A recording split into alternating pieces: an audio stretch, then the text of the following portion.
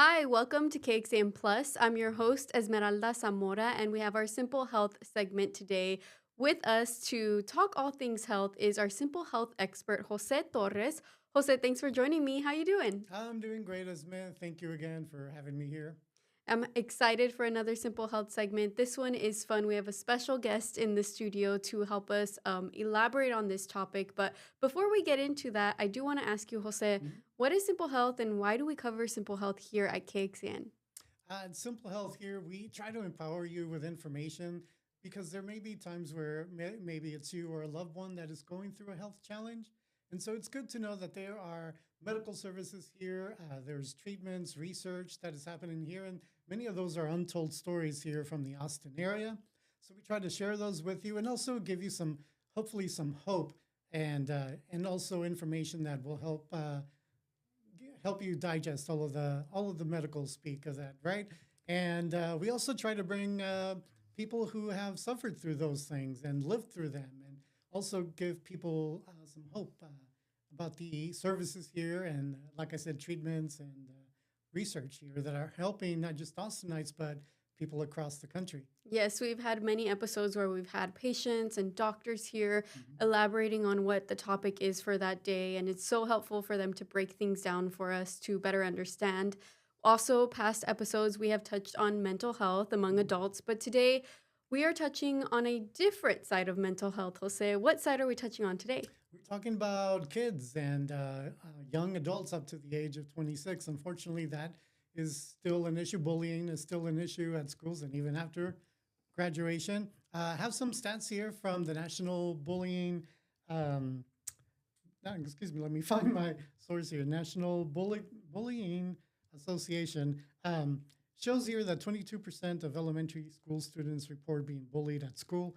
And of course, that can also lead to mental health challenges when it doesn't get addressed, right? So 21%, according to the 20 CDC, 21% of children between 3 and 17 have had some kind of a mental, emotional, or behavioral condition, and bullying there is a contributing factor. Well, today we have Randy Phillips. He has an approach to help parents and students address bullying. And if you're here, you might know Randy from church. You might know him through music. And now Yes. he's a children's book author. Randy, thank you so much for joining us. Thank you, Jose and Esmeralda. It's an honor to be with you. Yes, and we're excited to hear more about this project that you've released. Let's go ahead and get into it. What are we talking about today, Randy? What is this new project? Oh, I've written a children's book called Guppy and the Silvery Hook. I want to say it's an autobiography, but it's a it's a story I used to tell my girls when they were little bitty. Now they're grown and gone, Oh. but when they were small, they used to hear the traditional stories, that we all loved. I'd read them stories. They got tired of that, and they said, "Tell us a new story." So I tried to put on my creative hat, creative dad hat, and I started to think, what are my little girls going through? They were going through peer pressure, they were going through bullying, and they were going through obeying your parents, the trifecta. And so I thought, well, how could I put that in the story? So I came up with this little fish named Guppy. He's a curious little fish. He lives in the lake. He swims free. He's having the best childhood. One day, his mom and dad bring him close and say, "Guppy, we want to tell you something. Stay away from worms on a silvery hook." So what does Guppy do? Goes right out to find a worm on a silvery hook. And so he encounters Miss Bass along the way. That's a school teacher. I'm so thankful for our school teachers and how they direct us. He encounters a coach, uh, Coach Carp. Thank God for our coaches, and they all just reinforce, yeah, Guppy, stay away from worms on a silvery hook. Do what your parents tell you to do. But then Guppy keeps testing the fence till he finds a catfish. What is it about a catfish? This says, Guppy, don't worry about that. We're going to help you find a worm on a silvery hook. Then there's this school of fish that just speaking into his ear, let's go find one. They find one, and well, there's some trouble. And when Guppy gets a second chance and comes back to his parents, he tells them, I didn't do what you told me to do. I found a hook. And the story is just I think the baseline story is a tool for parents to reinforce to their kids. Um, Parents don't create rules to take away your fun. They create rules to keep you safe. That's right. What you were telling me that your children inspired this book, this storytelling. What was their reaction when you came up with this story? Oh, they love the story. And I would try to how did I say that last time? I was just kind of modified on the fly. And now, Jose, I get to tell it to my grandchildren. So it's 2 generations of hearing about Guppy and the silvery hook. Finally, they convinced me to put it in a book for everybody. And so I did that. It's beautifully illustrated. Actually, my daughter, Lily Pearl, she drew the picture of Guppy, and she did such a great job. But it's just a tool to help parents and grandparents to keep your children online in the age we live in of cyberbullying and just bullying in general. 1 in 4 are being bullied right now. It's just there's a positive message that we can put in our children's mind and in their heart. Let me ask you about your personal life, if you don't mind. Like, were you bullied when you were younger? I was. There was a couple of fellas at my elementary school that thought they needed my lunch money, and they needed my lunch money more than I needed to eat.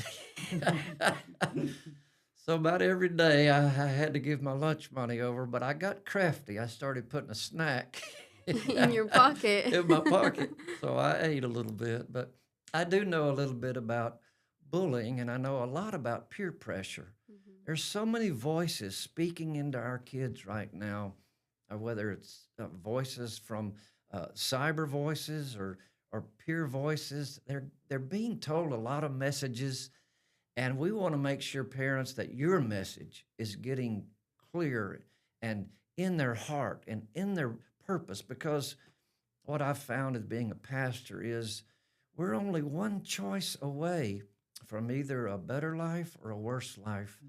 And we need every tool we can get to make sure our message comes through. That's why I created Guppy and the Silvery Hook. It sounds like a really cute story. Talking about sensitive things like bullying and even news sometimes can be really challenging to bring up in conversation, especially as parents with their children. Do you have any advice for parents as they approach these conversations? Yeah, I think it just in everyday conversation, just pointing out, oh, yeah, I remember when I was a kid and when that happened to me, even stories like Guppy, using that as a tool just to say, you remember how Guppy did this or that, and you remember how he got in trouble, and let's not do that. So I just think the teaching opportunities come along organically, naturally. Just when that space emerges, step into it.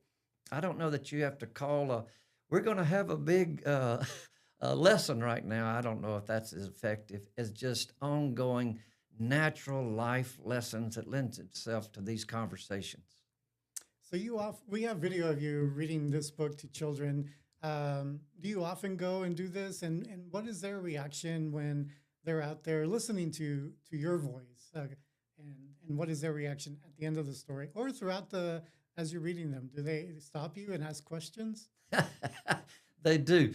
You know, I get to read this story to a lot of children and in schools and also in churches, and I've had the best time. They're very attentive.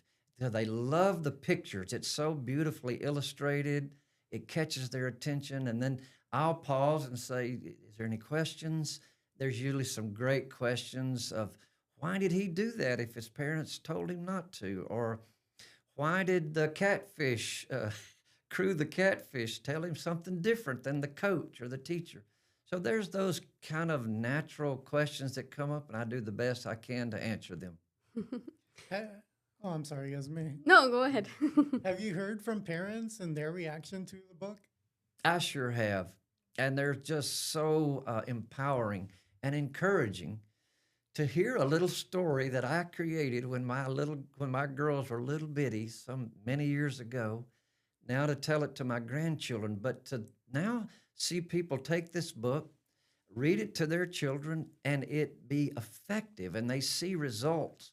That is absolutely the most rewarding thing.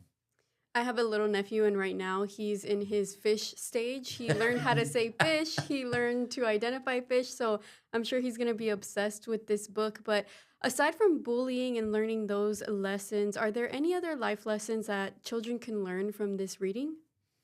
Well, I think peer pressure is just, for all of us, not just little kids, but even us, uh, people influencing us, telling us what they think we need to hear. And it's not always the best decision. And so I think peer pressure is another one of those big topics. Obedience to parents' rules, peer pressure, and bullying, all those three things are embedded in the story of Guppy and the Silvery Hook. Peer pressure is big right now amongst students in schools, and especially now that everything is online, they can do almost everything online. I think it's important that all ages to learn these lessons. If a parent with a teenager and different age child would like for their children to learn a lesson like this, how can they get in touch with you? Oh, they can go to guppyandthesilveryhook.com, and I think all my information is on there, or they can contact me personally at pastor@life.family. Pastor@life.family. Tell us about your church where you hold services. Well, thank you. I actually have 8 churches that I oversee. They're all around Central Texas. We have one in Southwest Austin, one at Mueller, one in Leander, Marble Falls, Bastrop, Dripping Springs, and we're trying to add 2 more. Uh, I love this community, and I love to put a life giving church in the communities where people live. And I'm so thankful that people come to the church, they find hope, they find healing, because the times we live in are pretty complicated. And to think that I can give people peace, hope, and comfort is such a great joy. Yeah, it's rewarding, right? Yeah, you can't put a price to that. So there are other resources for parents and young adults to get some additional help if they need it. And we found some. We have Austin Child Guidance Center, and it's a nonprofit. And on its website, it shows that the center offers services for children and young adults up to the age of 26. And that website is austinchildguidance.org.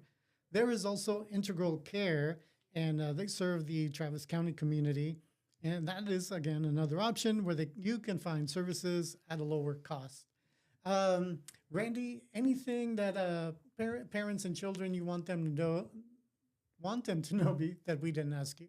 Oh, I just love parents. I love, you are the unsung heroes of our culture and community. Every day, I know that you feel like an Uber sometimes, taking kids here, taking kids there, and you just can't catch your breath. I want to tell you, you're doing such a great job. I'm so proud of you. And everything that you're putting in those kids, they will remember. I know you don't think they will, but they will. You're doing a great job. Stay encouraged. It's tough out there. I'm not a parent, but just from seeing my friends who have kids, from like the young kids to the teenagers, from my point of view, I'm like, oh, you're doing such a great job. But for them, they live it on a daily basis, and they're hard on themselves caring for a child. What would you tell them? I mean, you kind of said that right now, but it's hard. Oh, parenting is so difficult and it can be discouraging. But I want to tell you, parents, you're doing a great job. Uh, every moment that you lean in and invest in your kids, it will pay off. I thank you for being such a great parent. I want to say to blended families, oh, you're my heroes. Uh, stepfather, stepmothers, even though they're not your biological children, you love them as if they were. You're my heroes. Parents, stay strong, stay encouraged. You're doing such a great job. Before we go, Jose, can you flip through some of those pages? And Yeah. Randy, can you talk us through the illustrations in this book? Sure. Well, that is a tough day for Guppy right there. That is the apex of the story. That little bear with the fishing pole catches Guppy. Oh, Guppy. Will he consume him or will he set him free? Well, you'll have to get the book. This is a sneak peek. Sneak peek. Beautiful You guys have a artwork. cliffhanger there. Cliffhanger. You opened to that page, Jose.